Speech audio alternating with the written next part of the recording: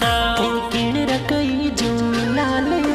के तो मन बताओ सा पर दीपाराम जीरो कमर लदकियो जीणी देवीरो लाल सा जय श्री सुंदा माता जीरी मेर थोपर कई जैसा सियाला कितला जीरी मेर थोपर भारी सा रमेश जी ने मेंदर जी मोरा भैसा प्यारा सा दड़मा रम जी पूरा रम जी मोरा रे बीरो सा जी